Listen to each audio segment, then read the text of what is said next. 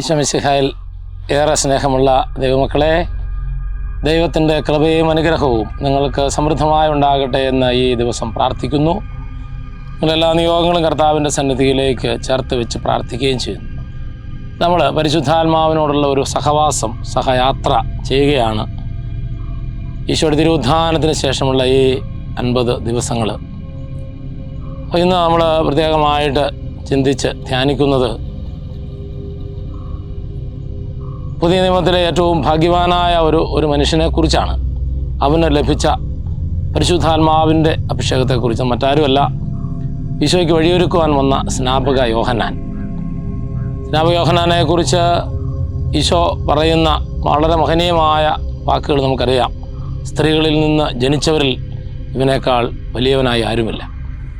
നമുക്കറിയാം, സ്നാപക യോഹന്നാന് 2 തവണ പ്രത്യേകമാം വിധത്തിൽ ദൈവത്തിൻ്റെ ആത്മാവിൻ്റെ അഭിഷേകം സ്വീകരിക്കുന്നുണ്ട്. അതൊന്ന് അമ്മയുടെ ഉദരത്തിലായിരിക്കുമ്പോഴാണ്. രണ്ടാമത്തേത് തൻ്റെ പ്രവർത്തന കാലഘട്ടങ്ങളിൽ. അത് ലൂക്കാ സുവിശേഷത്തിൻ്റെ 1-ാം അധ്യായത്തിൻ്റെ 66-ാം തിരുവചനത്തിൽ ഇങ്ങനെയാണ് വായിക്കുക: കേട്ടവരെല്ലാം ഈ ശിശു ആരായി തീരുമെന്ന് ചിന്തിച്ചു തുടങ്ങി. കർത്താവിൻ്റെ കരം അവനോട് കൂടെ ഉണ്ടായിരുന്നു. അപ്പോൾ സ്നാപക യോഹന്നാന് പരിശുദ്ധാത്മാവിൽ നിറഞ്ഞ, എനിക്ക് തോന്നുന്നു പരിശുദ്ധ കന്യകാമറിയം കഴിഞ്ഞാൽ പിന്നെ പുതിയ നിയമത്തിൽ ഈശോയോട് ഏറ്റവും അടുത്ത് നിന്ന വ്യക്തി കൂടിയാണ് സ്നാപക യോഹന്നാൻ. സുവിശേഷങ്ങളിൽ 4-ലും സ്നാപക യോഹന്നാനെ കുറിച്ച് പരാമർശമുണ്ട്. കാരണം അവനാണ് ഈശോയ്ക്ക് മുമ്പേ നടന്ന് ഈശോയെ ലോകത്തിന് പരിചയപ്പെടുത്തി കൊടുക്കുന്നത്. യോഹന്നാൻ്റെ സുവിശേഷത്തിൽ നമ്മളത് കാണുന്നുണ്ട്. ഇതാ ലോകത്തിൻ്റെ പാപം നീക്കുന്ന ദൈവത്തിൻ്റെ കുഞ്ഞാട് എന്ന് പറഞ്ഞുകൊണ്ടാണ് രക്ഷകനായ ഈശോയെ സ്നാപക യോഹന്നാൻ ലോകത്തിന്, ഇസ്രായേലിന് പരിചയപ്പെടുത്തി കൊടുക്കുക. അപ്പോൾ വളരെ ധീരമായ ജീവിതത്തിൻ്റെ ഉടമയായിരുന്നു സ്നാപക യോഹന്നാൻ. വിട്ടുവീഴ്ചയില്ലാത്ത, ദൈവ തിരുമനസ്സിന് വിരുദ്ധമായി നിൽക്കാൻ അശേഷം മനസ്സ് കാണിക്കാത്ത, അല്ലെങ്കിൽ ചുവട് മാറ്റാത്ത ഒരു വ്യക്തി, വളരെ താപസനായ ഒരു വ്യക്തി.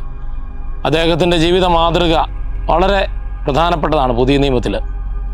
അപ്പോൾ അതുകൊണ്ട് ഞാൻ പറഞ്ഞു വന്നതാണ്, പരിശുദ്ധാത്മാവിൻ്റെ ആ അഭിഷേകം ഈശോയ്ക്ക് സാക്ഷ്യം വഹിക്കുവാനായിട്ട് സ്നാപക യോഹന്നാനെ ശക്തിപ്പെടുത്തി. നമ്മൾ ഇന്ന് ഈ തിരുവചനം വായിച്ച് ധ്യാനിക്കുമ്പോൾ എനിക്ക് നമ്മളൊക്കെ ഒരുപക്ഷെ സ്നാപക യോഹന്നാനേക്കാൾ അനുഗ്രഹിക്കപ്പെട്ടവരാണ്. കാരണം നമ്മൾ ഓരോ തവണയും ഓരോ കൂദാശയും സ്വീകരിക്കുമ്പോൾ, എല്ലാ കൂദാശയും ആവർത്തിച്ച് സ്വീകരിക്കാൻ പറ്റില്ല.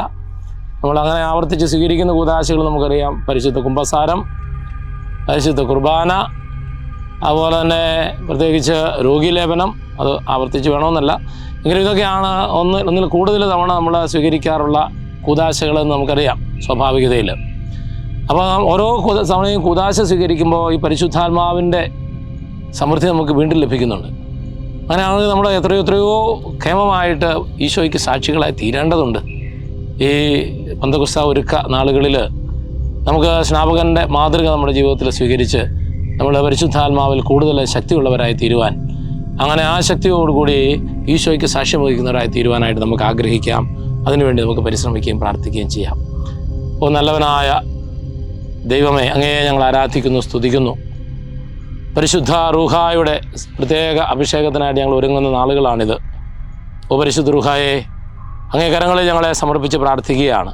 സ്നാപക യോഹന്നാനിൽ വന്നു നിറഞ്ഞ് ഈശോയ്ക്ക് ധീരമായ സാക്ഷ്യം വഹിച്ച സ്നാപകനെ പോലെ ഞങ്ങളും ഈശോയ്ക്ക് ധീരമായ സാക്ഷ്യം വഹിക്കുന്നവരായി തീരുവാൻ അവിടുത്തെ നിറസാന്നിധ്യവും അഭിഷേകവും ഞങ്ങൾക്ക് അനിവാര്യമാണെന്ന് ഞങ്ങൾ തിരിച്ചറിയുന്നു, ഞങ്ങൾ ഏറ്റുപറയുന്നു.